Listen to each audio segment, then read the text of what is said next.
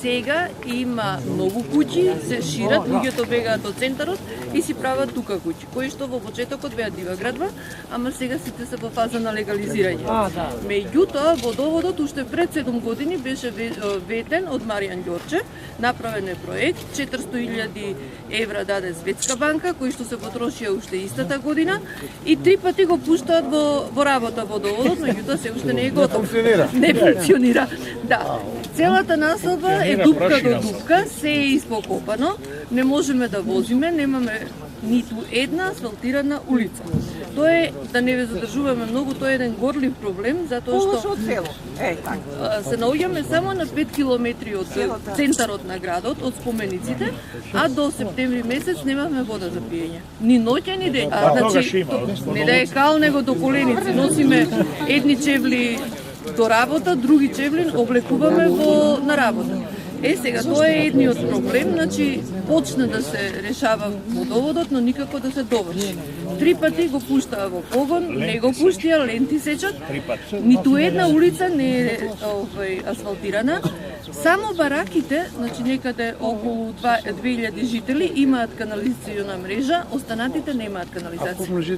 Околу 6000. Со тенденција се зголемува од ден на ден. Но нивната политика да се зголеми наталитетот не може, затоа што јас имам први комши кои што не сакаат да имаат деца затоа што немаат вода. Нема услови, минимум услови. И пријавени се, и се описала вода, пријавени се во Прнжино. Тоа е едниот проблем. Другиот проблем е што нема градинка. Значи, градинка нема, населба е направена 64-та година, од тогаш се сметало уште за време на социјализмот дека не им треба градинка на луѓето. Сега мала населбата е така, ма сега имаме 6000 жители, тоа е едно поголемо градче. Ако ги гледате америчките серии, тие викаат дека во градот се случува нешто. Ние сме град во кој што немаме ниту амбуланта, има во фабриката Окис, привремено додека не ја продаде, сега да ја распрча за џабе, а градинка немаме воопшто. Децата ни одат или во Драчево, или во град во градинка. Имаме 8-годишно училиште, што од прилика има 800 ученици, бидејќи 8 класа по 60 деца, тоа се 480 ученици, но учениците немаат услови за исхрана. Исхраната им се носи од НАП. Иако училиштето е горе-доле пристојно направено, пред секои избори локални тие го дореновираат, но нема физкултурна сала. Нема физкултурна сала. Нема градинка, потоа немаме осветлување. Никакво, иако сме на 5 километри од градот, а се пала.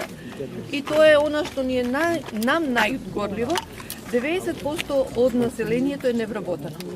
Бидејќи претежно се пензионери од ОХИС, а овие младите, тие што се членови на СДСМ не може да се вработат, а тие што се членови на ВМРО ги лажат на 3 месеца, ма им дават по 3000 денара.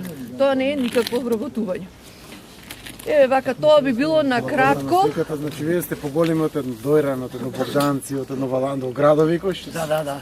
Сега, за волја на вистината, тука има многу градски луѓе што дојде од Скопје, од градот. Ама оки граѓани се ова, кои што секој ден трошат ДДВ плаќаат на производите, даноци еден куп.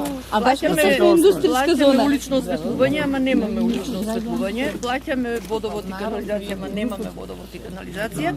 Плаќаме и други многу ред работи, давачки на... Сите придонеси из образование и за градинки се плаќа. Имаме месна заедница, која што имаат право да ја користат само ВМРО-ците.